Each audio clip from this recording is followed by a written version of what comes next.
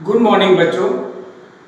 आज हम आपको कार्बनेट्स कंपाउंड का सेकंड पार्ट समझाने जा रहे हैं। इस पार्ट में हम एलेक्ट्रॉप्स ऑफ कार्बन यानी डायमंड, ग्रेफाइट और बकमिंस्टर फुलरीन की प्रॉपर्टीज और उनके स्ट्रक्चर के बारे में थोड़ा सा पढ़ेंगे। सबसे पहले हम आपको दिखाते हैं कि कार्बन के 3 एलोट्रॉप्स हमने कल पढ़ा दिए थे, डायमंड, ग्रेफाइट और बकमिंस्टर फुलरीन। ये तीनों कार्बन के एलोट्रॉप्स हैं। सबसे पहले हम डायमंड पर आते हैं। डायमंड जो है इसकी प्रॉपर्टी क्या है? अगर हम देखें, डायमंड जो है इस दुनिया का सबसे हार्डेस्ट सब्सटेंस है। सबसे ज्यादा हार्ड डायमंड ही होता है। डायमंड से हार्ड कुछ भी नहीं होता है। दूसरी चीज, डायमंड जो होता है वो ट्रांसपेरेंट होता है। डायमंड बहुत ही ज्यादा हार्ड होता है। अगर डायमंड, क्योंकि कार्बन का बना हुआ है, प्योर कार्बन है, इसलिए उसका सिंबल सी है। अगर हम इसको आग में जलाते हैं तो एकदम तो जलेगा नहीं, लेकिन बहुत ज्यादा हीट करने पर ये जल जाता है और सिर्फ कार्बन डाइऑक्साइड गैस ही बनाता है। ठीक है, और ये मतलब स्ट्रॉन्ग हीटिंग पर ये जल जाता है। दूसरी बात है कि इसका अगर हम पिघलाने की कोशिश करते हैं तो इसका मेल्टिंग पॉइंट बहुत ज्यादा होता है। बहुत ज्यादा इसका हाई मेल्टिंग पॉइंट होता है और ये बहुत ही भारी होता है। छोटा सा डायमंड भी लोगे तो वो बहुत भारी लगेगा, क्योंकि उसकी डेंसिटी बहुत ज्यादा होती है। तो ये सब प्रॉपर्टी जो होती है, ये सब इसके स्ट्रक्चर के कारण होती है। हम देखना चाहते हैं कि इसका स्ट्रक्चर कैसा है, क्योंकि है तो कार्बन ही। ठीक है, तो कार्बन जिसका स्ट्रक्चर है वो बिल्कुल वो एक जाइंट क्रिस्टल फॉर्म, यानी एक क्रिस्टल वाला स्ट्रक्चर है इसका, और बहुत बड़ा क्रिस्टल बनाता है ये।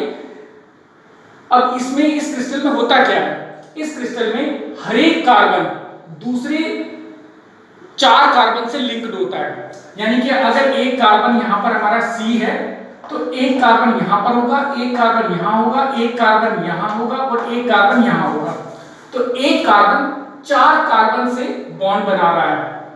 ठीक है ना, और ये चारों कार्बन भी आपस में बॉन्ड बना लेते हैं। तो इस तरह एक बहुत ही हार्ड स्ट्रक्चर बन जाता है, जिस स्ट्रक्चर को हम टेट्राहेड्रल स्ट्रक्चर कहते हैं, और ये बहुत ही ज्यादा हार्ड होता है। ठीक है, तो ये हमारा डायमंड का स्ट्रक्चर है। अब हम डायमंड के यूजेस देखते हैं। डायमंड तुम्हें पता है बहुत ही कीमती होता है। इसकी ज्वेलरीज बनती हैं, बहुत हार्ड होता है, और इसके हार्ड होने के कारण क्या होता है कि इसका एक बहुत छोटा सा पीस भी हम इसके छोटे से पीस से हम पत्थर काट सकते हैं। ड्रिलिंग मशीन में यूज होता है।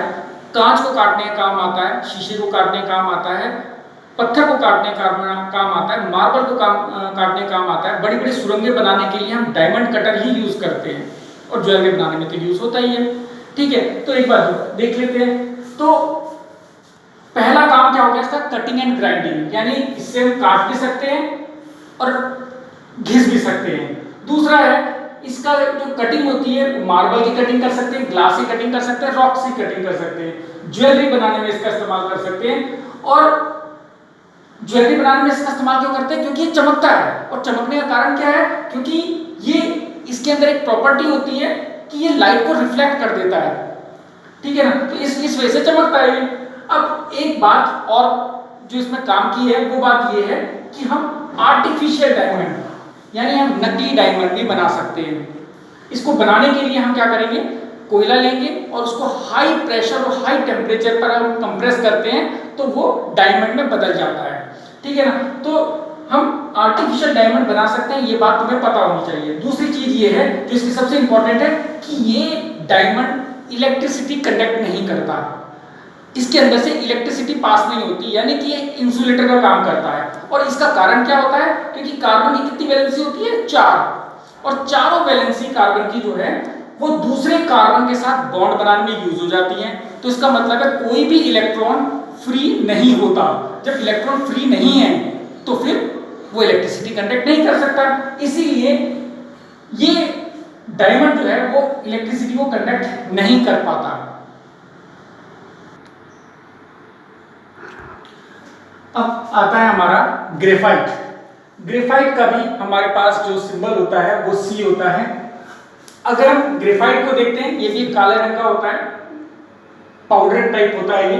तो एक तो ये है ग्रेइश ब्लैक, इसका कलर होता है ग्रेइश ब्लैक, ओपेक, यानी कि इसके थ्रू लाइट पास नहीं हो सकती, ओपेक सब्सटेंस है। दूसरी चीज इसमें जो इंपॉर्टेंट है वो है ये इलेक्ट्रिसिटी कंडक्ट करता है, ये एक अलग प्रॉपर्टी है जो डायमंड से ज्यादा आती है।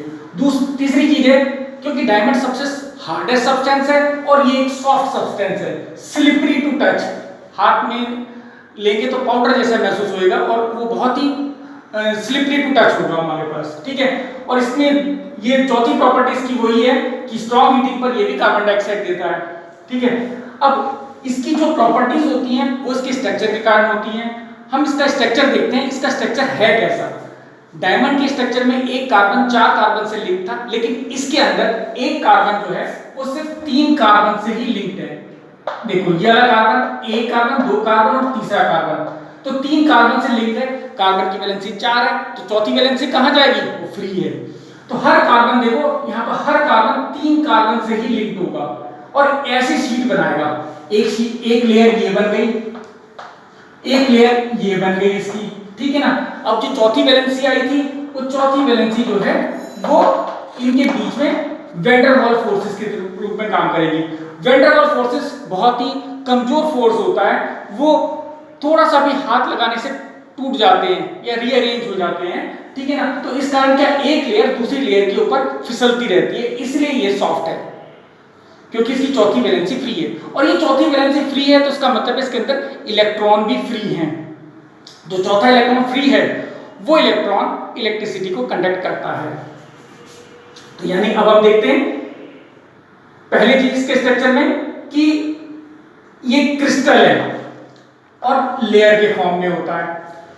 हर एक कार्बन 3 दूसरे कार्बन से ज्वाइंट है, एक कार्बन 3 दूसरे कार्बन से ज्वाइंट है, चौथी वैलेंसी इसकी फ्री है। दूसरी बात है एक लेयर के ऊपर दूसरी लेयर है और दोनों लेयर ज्वाइन करती हैं वैन डर वाल फोर्सेस से, इसीलिए ये सॉफ्ट है, सॉफ्ट सब्सटेंस है और स्लिपरी टू टच है। देखते हैं कि इसका यूजेस क्या हो सकता है, ठीक है। अब हम इसके यूजेस देखेंगे। तो इसके यूजेस जो हैं अब देखते हैं। पहला यूज इसका है यूज्ड एज ड्राई लुब्रिकेंट। ये ड्राई लुब्रिकेंट की तरह यूज होता है क्योंकि लुब्रिकेंट कहाँ यूज होता है, लुब्रिकेंट कहते हैं चिकनाई देने वाला पदार्थ। हम लुब्रिकेंट का इस्तेमाल वहां करते हैं जहां दो मेटल आपस में रगड़ खाते हैं। जैसे हम साइकिल की चेन के ऊपर ग्रीस लगाते हैं ना, तो क्यों लगाते हैं, ताकि साइकिल की जो चेन का लोहा है और जो रिम का लोहा है वो आपस में घिसे नहीं, उनके बीच में एक लेयर बन जाए और वो घिसना कम हो जाएगा उसका, तो इसलिए हम उसको यूज करते हैं। लेकिन जब हम कोई बड़ी मशीन चलाते हैं तो बहुत सारी हीट प्रोड्यूस होती है और हीट प्रोड्यूस होने से क्या होता है, जो लुब्रिकेंट है वो उड़ जाता है और लुब्रिकेंट जब उड़ जाएगा तो वो अपनी जगह पर रहेगा नहीं। तो इसका मतलब है कि ड्राई लुब्रिकेंट बहुत जरूरी होता है जो जहां भारी मशीनें होती हैं। तो भारी मशीनों को बचाने के लिए हम इसमें ड्राई लुब्रिकेंट इस्तेमाल करते हैं और इसके लुब्रिकेंट का इस्तेमाल इसलिए करते हैं क्योंकि इसका मेल्टिंग पॉइंट बहुत ज्यादा होता है, ये इतनी आसानी से नहीं उड़ता और क्योंकि सॉफ्ट है इसलिए दो मेटल के बीच में एक लेयर बना के रखता है और मेटल को घिसने से रोक देता है। दूसरी चीज है कि ये इलेक्ट्रिसिटी कंडक्ट करता है। अब इलेक्ट्रिसिटी कंडक्ट करता है यानी कि गुड कंडक्टर ऑफ इलेक्ट्रिसिटी है, ठीक है। तीसरा है ये नॉन वोलेटाइल है, यानी इतनी आसानी से नहीं उड़ेगा, ठीक है। और इसीलिए इसका इस्तेमाल हम हैवी मशीन में करते हैं, जैसे कि मैं तुम्हें बता ही चुका हूं। और सबसे ड्राई लुब्रिकेंट के ऊपर इस्तेमाल करते हैं। सबसे बड़ी बात इसमें यह है कि ये नोज कोन टाइप स्पेस शटल में यूज होता है। स्पेस शटल वो होते हैं जो अंतरिक्ष में जाने के लिए यात्री लोग इस्तेमाल करते हैं। जब वो स्पेस शटल अंतरिक्ष में जाता है और वापस जमीन पर आता है तो उस पूरे स्पेस शटल में आग लग जाती है और बहुत हाई टेम्परेचर हो जाता है। ऐसे टेम्परेचर में कोई भी मेटल पिघल जाएगा। उसको बचाने के लिए हम उस स्पेस शटल की नोज पर इस जगह पर ये कार्बन बेस टाइल लगाते हैं जो कि ग्रेफाइट होता है उसके अंदर। और इस टाइल के कारण क्या होता है कि जो हीट है वो अंदर नहीं जा पाती और स्पेस शटल हमारा बच जाता है। तो ये एक इसका बहुत इंपॉर्टेंट यूज है कि space shuttle no spawn time में यूज होता है स्पेस शटल की। चौथी चीज है कि क्योंकि सॉफ्ट है तो इसको हम पेट्रोलियम जेली में मिक्स करके लुब्रिकेट बना सकते हैं। पांचवा इसका ये है कि इसको हम इलेक्ट्रोड्स के रूप में इस्तेमाल करते हैं ड्राई सेल में या फिर बैटरी में। तुमने सेल को तोड़ के देखा होगा, उसके अंदर एक काले रंग का रॉड होती है, तो वो रॉड जो होती है वो हमारा ग्रेफाइट रॉड है। और इसका इस्तेमाल जो है ये पेंसिल के लेड में यूज होता है, पेंट में यूज होता है। तो ये हमारे इसके यूज है। अब हम आखिरी एलोट्रॉप्स पर आते हैं जो कि हमारा है फुलरीन। इसका पूरा नाम है बकमिंस्टर फुलरीन। इसका नाम कैसे पड़ा ये भी हम अभी बताएंगे, और ये है क्या चीज ये भी बताएंगे। ये बाकी दोनों एलोट्रॉप्स के बीच का एलोट्रॉप है। एक एलोट्रॉप बहुत हार्ड था जो कि डायमंड है, दूसरा एलोट्रॉप बहुत सॉफ्ट था जो कि हमारा ग्रेफाइट था। ये दोनों के बीच का है, इसकी प्रॉपर्टी दोनों के बीच में होगी। डायमंड बहुत हार्ड था, ग्रेफाइट बहुत सॉफ्ट था। इसकी शेप गोल है, और गोल भी कैसी है, फुटबॉल जैसी, लेकिन दिखाई नहीं देगा, बहुत छोटे छोटे दाने होंगे ये, ठीक है। और इसके जो अब हम इसका स्ट्रक्चर देखते हैं। पहली बात तो ये है कि ये रिसेंटली डिस्कवर्ड एलोट्रॉप्स है, ये अभी हाल ही में डिस्कवर किया गया और जो में बनाया गया है। ये नेचर में नहीं पाया जाता, लेकिन इसको बनाया गया। इसका जो फार्मूला है वो C60, C80, C120 और भी होते हैं, ठीक है, लेकिन इन सबको हम फुलरीन ही कहते हैं। हम अभी C60 के बारे में देख रहे हैं। तो इसका स्ट्रक्चर जो है, एक तो पहला तो फुटबॉल शेप का होगा। तुमने फुटबॉल में देखा होगा कि फुटबॉल में हेक्सागन और पेंटागन के रिंग होते हैं जिससे हम फुटबॉल बनाते हैं। फुटबॉल लेदर की बनी होती है, लेदर की हेक्सागन और पेंटागन के टुकड़े काटकर हम उसको आपस में सिलकर फुटबॉल बना लेते हैं। वो एक डेफिनेट पैटर्न में लगे होते हैं, जैसे बीच में हमारा हेक्सागन है, इसके चारों तरफ पेंटागन आ जाएंगे, फिर हेक्सागन आ जाएगा, फिर पेंटागन आ जाएगा। इस तरह अगर तुम मिला के बनाने की कोशिश करोगे तो एक फुटबॉल यानी गोल शेप बन जाएगी। तो 60 कार्बन जो है वो इंटरलॉकिंग फैशन में ज्वाइंट है।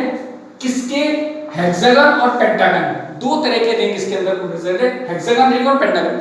जो काम की बात है वो ये है कि हेक्सागन रिंग इसमें 20 है और पेंटागन रिंग इसमें 12 है। तो ये क्वेश्चन में पूछा जाता है कि कितने हेक्सागन रिंग है और कितने पेंटागन रिंग है, समझ में आया। अब इसके बाद आता है, क्योंकि ये जो स्ट्रक्चर है एक फुटबॉल की तरह लगता है, फुटबॉल मतलब गोल, इसका फ्रेमवर्क गोल है। सबसे पहली बात है हम 60 कार्बन को अरेंज कैसे करें।